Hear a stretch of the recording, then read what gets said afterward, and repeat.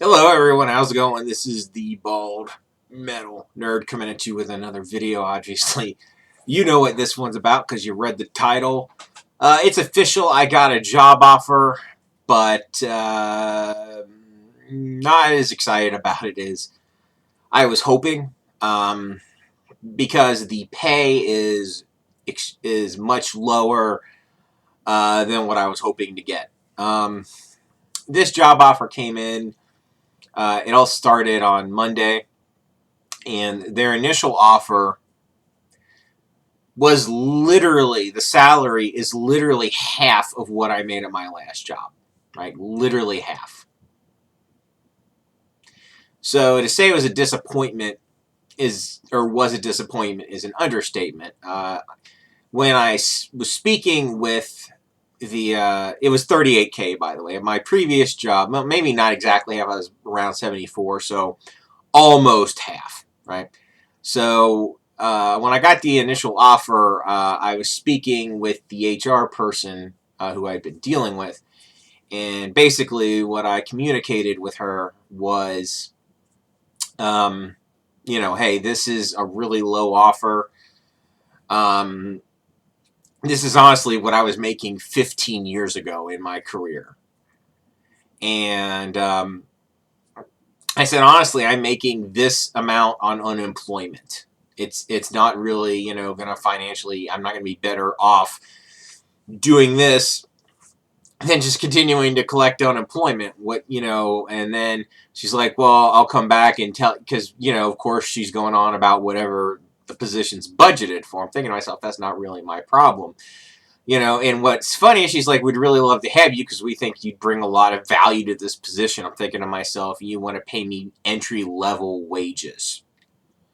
And for me, what this job is and its level of responsibility does not match with the job offer that they've given. The wage is way too low, in my opinion. But anyway, that's neither here nor there. So they came back today with an updated offer, and they offered me a whopping $45,000 a year as opposed to 38. So I accepted it verbally. I've got some written stuff I've got to review. But to me, it is kind of amazing how short-sighted companies are. They're telling me how great they think I would be, how excited they are, yada, yada, yada, and I would add value.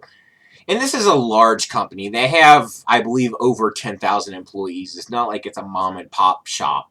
They're just fucking cheap, I guess. So, I don't get why the offer is so low. I guess they're just cheap, like a lot of companies.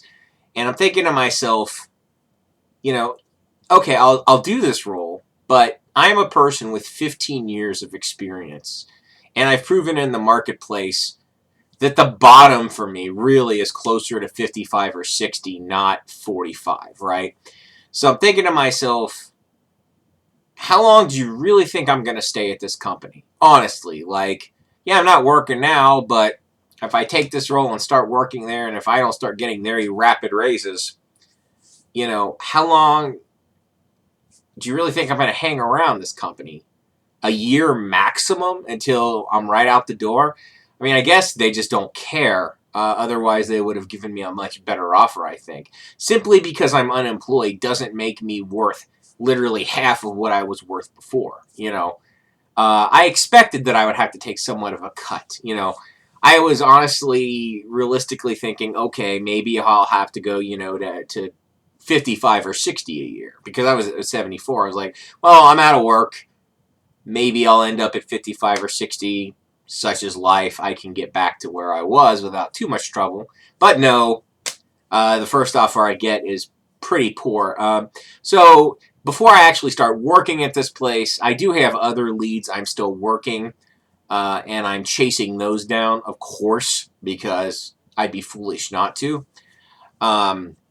So maybe one of those will work out. I don't know. There is one that I'm in the initial stages for that could be an incredibly lucrative position. In fact, the position, if I were to get it, I don't want to talk about it too much, would be it would be over 6 figures. I've never made that much in my life, but if I could land that one, it would be very lucrative. The only downside to that one would be the amount of hours I would be working. Basically, there are two. I'm not going to give too much away, but during a certain time of the year, I'd be working probably 60-hour weeks, but it's an hourly job, so I would get well compensated for it. And then the other time, it would just be the normal 40-hour work week. But the overtime is really what would put me over the top for the 6 figures if I were to get that role. Now, honestly, when I heard about this role, when I was told about it, I was like, I didn't think, honestly, I had that great of a shot. But the main person who's recruiting for this approached me. I didn't approach them. They approached me and said they think I'd be a great fit. We talked a bit about it. He asked me if I had a problem with the hours. I said no. I said essentially, especially if I'm getting compensated for it, to me, the trade-off is well worth it. Because if I were to make that sort of money,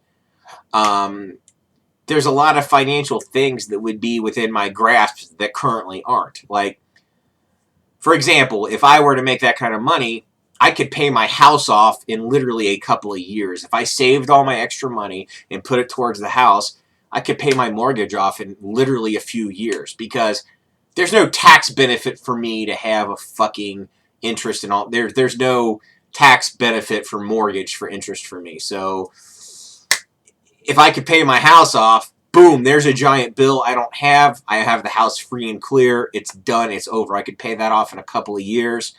I could get quite a nest egg saved up for myself. I could do things to the house that previously I couldn't afford. There's all sorts of things I could do if I had those sort of financial resources that I can't do now. I'm not going to go too much into it because I'll probably jinx it if I really just talk about it. But the point is, I'd be willing to make that trade-off for sure. So we'll see what happens. That may, obviously, if I had to guesstimate my chances of that, I maybe have a 1 in 10 or 1 in 20 shot at that. But hey, you never know. So there's that. There's another job I'm waiting to hear back on that I think would be better than the lowball offer that I've already gotten. Hopefully I'll hear back about that one way or the other by the end of this week. At least that's what they told me last week when I interviewed for it. So we'll see. So and then there's a third job, apparently, that there's some interest in me.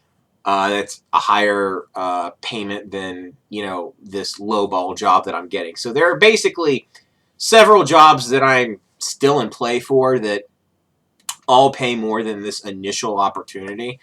And if I have to, I'll chase them all down. And I don't have one bit of loyalty to this first place that gave me an offer. I mean, I appreciate it and everything, and it's very appreciated, but the pay is rather low, and the job, from what I understand, is not low end. It'd be somewhat demanding. So it's kind of like, the compensation doesn't match kind of the expectations, in my opinion. But whatever, we'll see. But at least there is light at the end of the tunnel. We'll see what happens.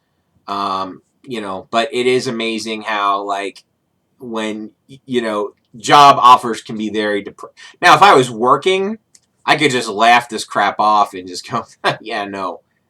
But since I'm not working, I'm kind of, in the lurch to do something. So I am doing something. I'm doing what I need to do. I think I'm really approaching this right. So that's pretty much it. I just wanted to share a little bit of what's going on.